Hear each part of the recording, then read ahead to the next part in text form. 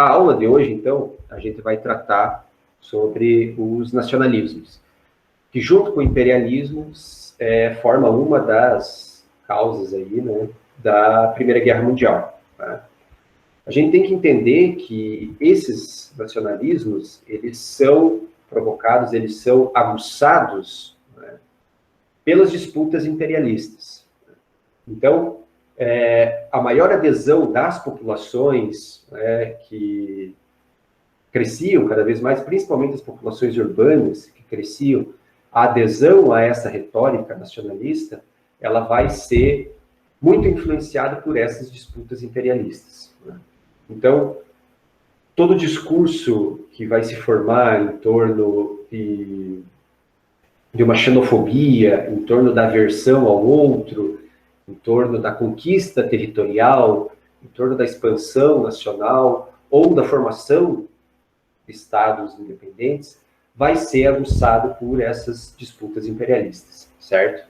Então, a ideia desses nacionalismos do século XIX é justamente trazer a ideia de que o indivíduo pertencia a uma nação, né? E essa nação, ela passa a representar cada vez mais, não apenas os limites territoriais, mas sim uma comunidade de sentimento. Né? Então, essa comunidade de sentimento da qual você fazia parte, da qual os indivíduos faziam parte, trazia consigo uma característica e uma exigência de compromisso com a nação. E isso a gente vai ver, por exemplo, nas propagandas da Primeira Guerra Mundial, né, algumas propagandas aqui, essa ideia de que o compromisso moral, o compromisso que você tinha, era com a sua nação. Né? Então, a adesão das populações a essa retórica, ela vai crescendo das décadas finais do século XIX e atinge o seu ápice ali às vésperas da Primeira Guerra Mundial, em 1914. Esses nacionalismos, eles se transformam. Os nacionalismos que surgem lá no século XVIII, eles têm uma configuração. Esses nacionalismos do século XIX, eles têm outra configuração. Então, eles passam por uma mutação. E a gente vai ver aqui algumas características desses novos nacionalismos que surgem na segunda metade do século XIX. Né? Então, durante grande parte da sua existência, os nacionalismos foram relacionados aos movimentos liberais, radicais, né, seguindo uma tradição da Revolução Francesa. Lá na Comuna de Paris, por exemplo, Primavera dos Povos, coisas nesse sentido. Já na segunda metade do século XIX, né, nas décadas finais, esses movimentos nacionalistas, eles se aproximam politicamente da direita. Né? E aí atingem o seu ápice, por exemplo, nas manifestações do fascismo e do nazismo entre as duas guerras mundiais. Né? Então, um nacionalismo cada vez mais, esse patriotismo exagerado, né, ele vai fazer parte, junto com a xenofobia, de uma guinada para a direita e para a extrema-direita nesses movimentos, certo? Isso ocorre, então, nas décadas finais do século XIX ali. Lembre-se que esse é o momento também em que o mundo está vendo grandes migrações populacionais, né? Aquela crise que se abate sobre a economia europeia entre 1860 e 1870, entre outras coisas, né, acaba provocando uma migração muito intensa de pessoas, certo? Então, essas migrações, junto com a crise econômica, por exemplo, na agricultura, que eu falei no último vídeo, acabam por ressaltar esses movimentos de xenofobia, né? Essa aversão ao estrangeiro, essa identificação do estrangeiro como culpado pela crise. Né? Então, aí que esses nacionalismos eles começam a ter essa guinada para a direita, certo? Esses nacionalismos todos, então, como eu falei, eles passam a se identificar com uma negação do outro, né? Muito mais do que o amor ao país, do que o nós, passa a ser o que nós não somos, né? Então, esses nacionalismos, eles passam a existir e passam a se identificar com o que eles não eram. E sempre o que eles não eram, eram o outro, né? Então, um francês, ele se caracterizava pelo que o alemão não era, né? Assim, o inglês, da mesma forma, o alemão, né? O russo, por exemplo, em oposição ao que era o Império Austro-Húngaro. Então, essa negação do outro, ela acaba culminando, então, na existência de discursos que defendem a eliminação do outro. Novamente, chegamos nesses extremos em movimentos como o fascismo e o nazismo, né, que defendiam a eliminação de determinadas populações. Tá? Outra característica dessa metamorfose, né, que sofreu o discurso nacionalista nas décadas finais do século XIX, é a crença no princípio de autodeterminação dos povos, tá? Que tinha como expressão e exigia como expressão nada que não fosse um Estado independente. Tá? Então, várias populações, vários povos, né, que historicamente conviveram, vamos trazer o exemplo aqui do Império Austro-Húngaro, por exemplo.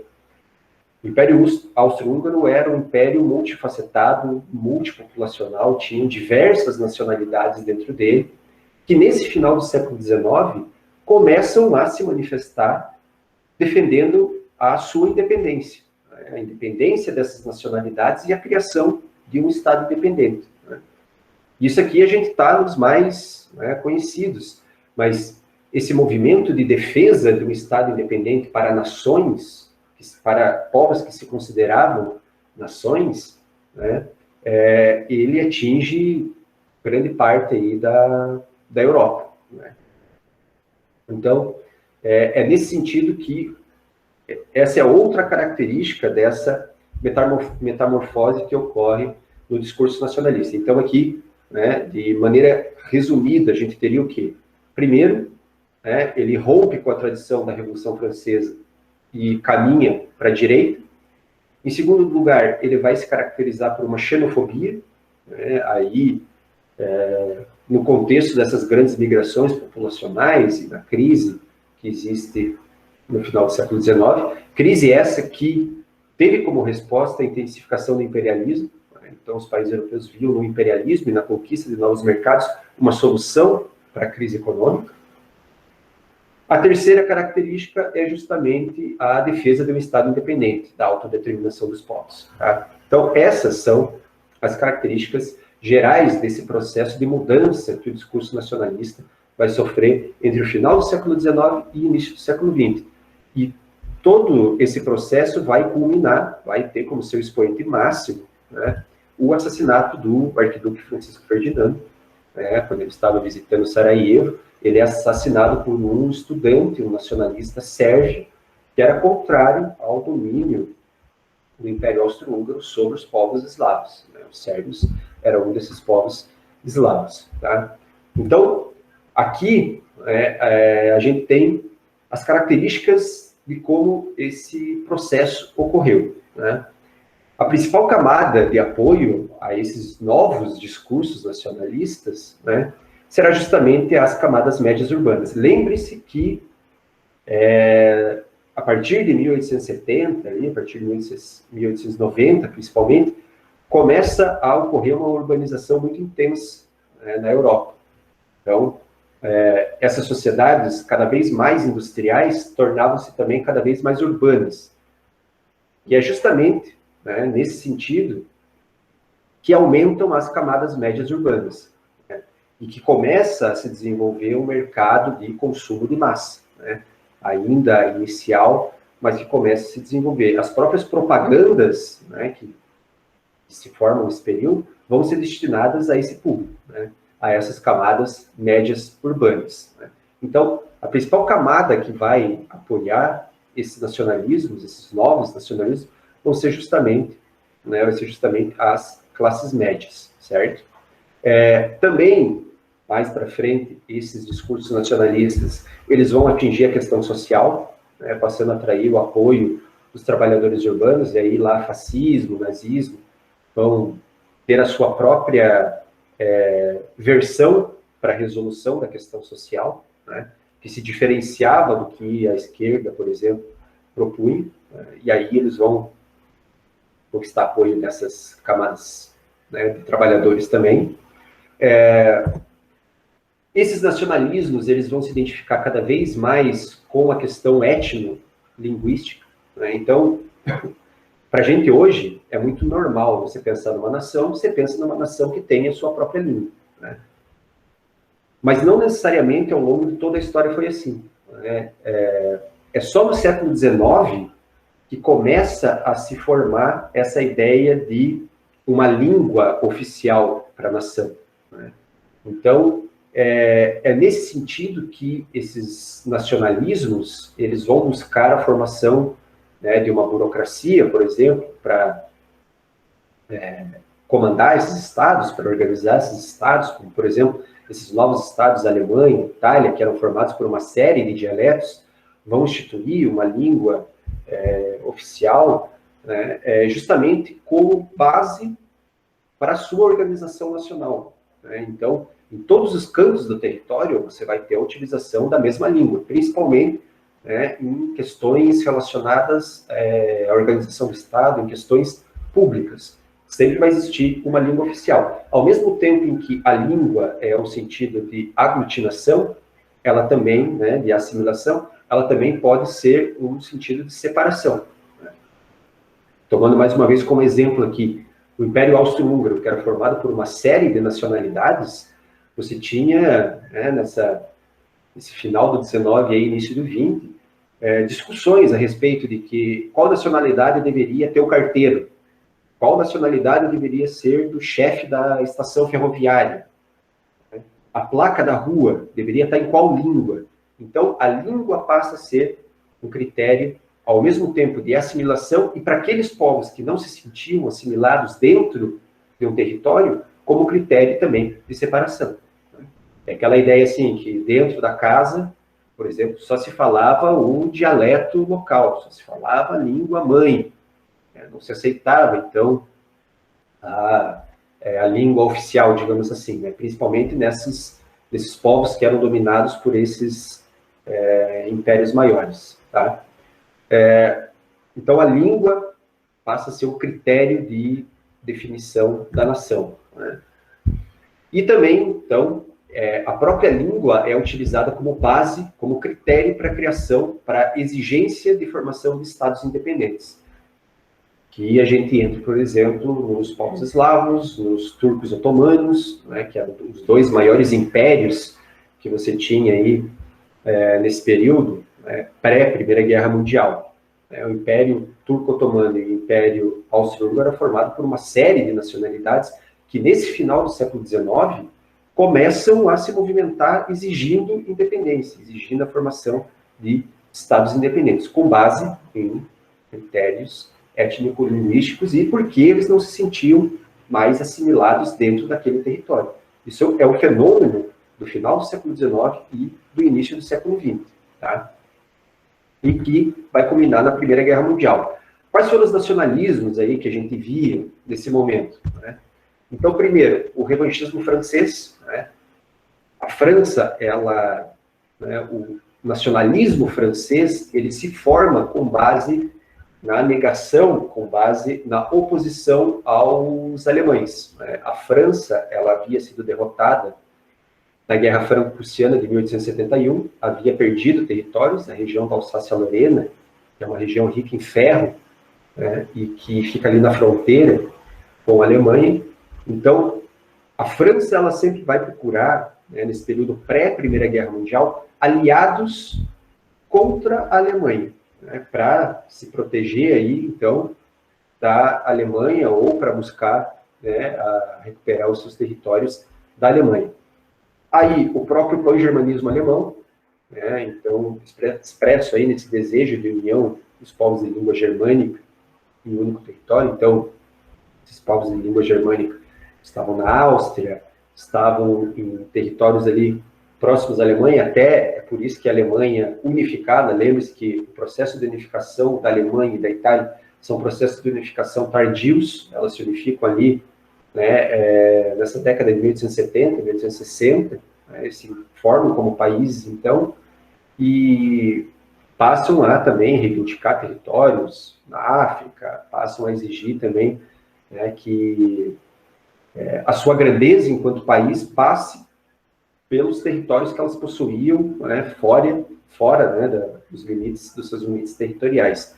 Então, o pan-germanismo alemão também vai se expressar também mais claramente lá no período da Segunda Guerra Mundial, né, no período anterior, com a ideia do espaço vital, né, do Hitler, a ideia também de união desses povos de língua germânica, desse território necessário para o desenvolvimento da raça ariana, né? Então vejam que a Primeira Guerra Mundial ela tem muito da Segunda Guerra Mundial, ela está muito presente na Segunda Guerra Mundial também, né? nas causas ali.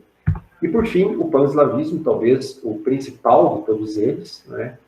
Que vai ser aí a razão do estupim da Primeira Guerra Mundial, que era o desejo de união dos povos eslavos do Sul em uma única nação, que depois lá vai originar a chamada Iugoslávia, né? Esse desejo de unificação dos povos eslavos do Sul, né, ela estava presente principalmente na ideia de formar uma grande Sérvia. Esse movimento pan-eslavista, pan é sempre essa ideia de união, tá? O próprio termo eslavo era um termo depreciativo, né? O sentido etimológico de eslavo vem de slave, em inglês, que é escravo. Então, esses povos, eles eram considerados pelas outras nacionalidades europeias como povos inferiores, né? Então, sérvios, croatas, bósnios, poloneses, todos esses povos eram considerados povos inferiores, né? E esse movimento pan-eslavista, ele se desenvolve na região dos Balcãs, né, que era considerado ali o barril de pólvora da Europa, eu já vou mostrar para vocês onde era. E esses povos eslavos, eles eram dominados pelo Império Austro-Húngaro e pelo Império Turco-Otomano, que já aí, né, o Império Turco-Otomano, antes mesmo da Primeira Guerra Mundial, ele já estava se esfacelando, já estava perdendo território, já tinha vários conflitos internos que estavam já esfacelando esse Império Turco-Otomano, tá? Então aqui, bósnios, eslovenos, croatas, eslovacos, tchecos, eles faziam parte do Império Austro-Húngaro, mas eles não tinham plenos direitos de cidadania. Então, por exemplo, eles não podiam ocupar um cargo oficial, né? Essas características, né, dessas limitações da cidadania, fatalmente fizeram com que esses movimentos nacionalistas acabassem crescendo. Então, esse movimento pan-eslavo aqui, esse movimento nacionalista, defendendo a formação da Grande Sérvia, da união desses povos eslavos, teve sim como uma das causas essa limitada cidadania que os povos eslavos tinham dentro do Império Austro-Húngaro, tá? Então, esse forte sentimento nacionalista vai fazer com que, às vésperas ali da Primeira Guerra Mundial, então, o estudante sérvio acabasse assassinando, né, o arquiduque, o Francisco Ferdinand, herdeiro do trono ali do Império Austro-Húngaro, né, e visita a Sarajevo, tá? Isso era os Balcãs, aqui em 1908. Então, o Império Austro-Húngaro tinha, em 1908, anexado a Bósnia-Herzegovina, então mais um território aqui com povos eslavos. Isso gerou mais tensões, né, entre os próprios países europeus, porque lembre-se que em 1908 os blocos já estavam formados, a Tríplice Aliança já estava formada, a Tríplice Entente também já estava formada. Então, cada vez mais essas questões locais vão acabar se fundindo com questões internacionais, com, né, os conflitos entre os países europeus, tá? Então, esses essas questões locais, né, principalmente aqui na região dos Balcãs, elas eram um barril de pólvora, sim, mas elas passam a ocupar passam a ser um problema mais importante nessa virada do século XIX para o século XX, que é quando esses movimentos nacionalistas, esses discursos nacionalistas, eles se sobressaem, eles passam a se modificar e adquirir um outro significado, né? Aqui já, às vésperas, em 1913, perceba que o Império Otomano, então, ele perde bastante território, né? Então, aqui você já tinha a formação de outros estados, né? A Sérvia conquistando território, aqui a Albânia, né? Então, essas questões locais, elas vão se fundir com as questões internacionais justamente porque o mundo, em 1913, já era, na Europa, pelo menos, já era uma Europa dividida em dois grandes blocos, né? Então, a animosidade de um país com o outro, né, era representada pela animosidade entre um bloco e outro, né? Então, aqui no período da guerra, né, todo esse discurso nacionalista ele acaba culminando, né, nas propagandas. Os países, né, que estavam no conflito vão fazer propagandas sempre buscando mobilizar a sua população nacional. Tanto é que a Primeira Guerra Mundial começa, né, com um movimento entusiástico das massas que se alistavam voluntariamente para participar dos exércitos, né, fruto justamente desse fervor nacionalista, dessa ideia de um dever patriótico, né, desse nacionalismo chauvinista e xenófobo que inundava, né, as massas e que vão continuar existindo mesmo depois da Primeira Guerra Mundial, tá? Aí já com um novo ingrediente aí, que é o ressentimento, né? Aqui, muitas inimizades, então, que já existiam, desconfianças muitas que já existiam, evoluem para o ódio e para o desejo de eliminação, né? Como a Europa já estava armada para a guerra, fruto justamente de toda a corrida armamentista, do desenvolvimento tecnológico, que fabricava armas cada vez mais mortíferas, né, bastou uma fagulha para ocorrer a Primeira Guerra Mundial, né? Então, essas desconfianças, essas inimizades, acabam evoluindo para o ódio e para o desejo de eliminação, certo? Do outro. Aqui, por exemplo, um cartaz anti-germânico, feito na Inglaterra, né? Aqui a representação do alemão, aqui a gente pode perceber que é o alemão justamente pelo capacete, né? O capacete do exército alemão aqui. Vejam que ele carrega um porrete na mão aqui, onde está escrito cultura, aqui embaixo, América, né?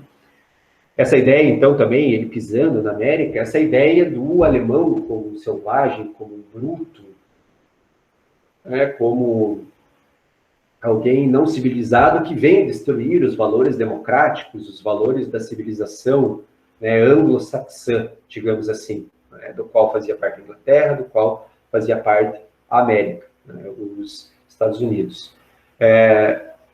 Então, o antigermanismo, né, nas propagandas, quem quiser até procurar, tem o site do Congresso Americano, se não me engano, depois eu posso deixar o endereço para vocês, que tem uma série de propagandas desse período da Primeira Guerra Mundial, e é bem interessante.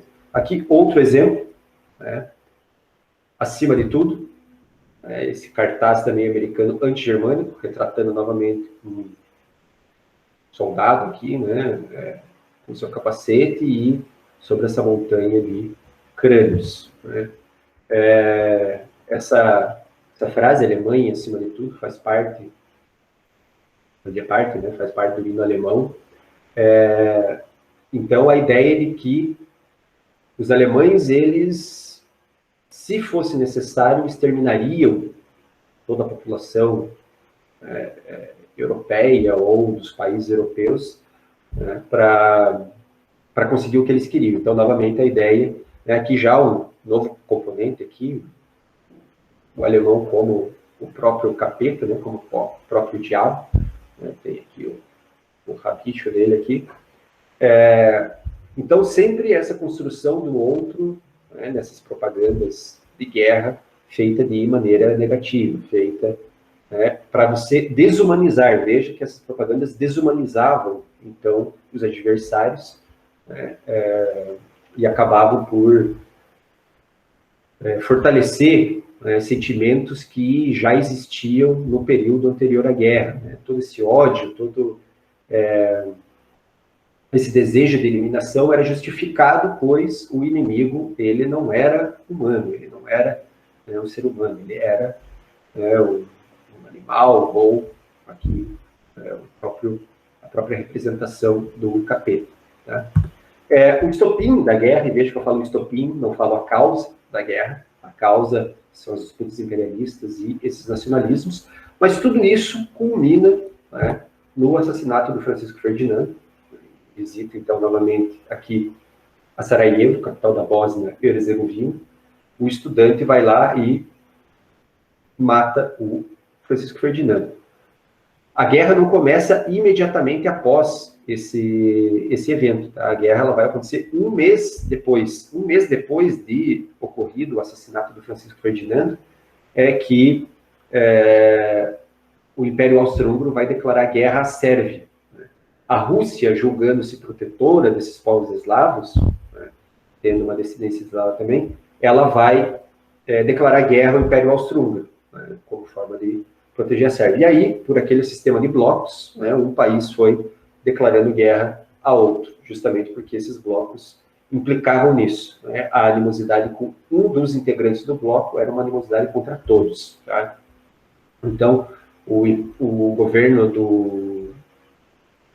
austro-húngaro exige, por exemplo, que a Sérvia prenda o estudante, que acabe com toda a propaganda nacionalista que existia dentro do território sérvio, e meio que o governo sérvio, né, as autoridades sérvias meio que dão de ombro, né, e acabam não levando em consideração essa exigência, e aí o Império Austro-Húngaro, então, declara guerra, né, contra os sérvios. E aí começa a Primeira Guerra Mundial, tá? Mas importante, isso aqui foi o estopim, certo? Isso só ocorre porque os discursos nacionalistas se transformaram nesse final do século XIX e início do século XX.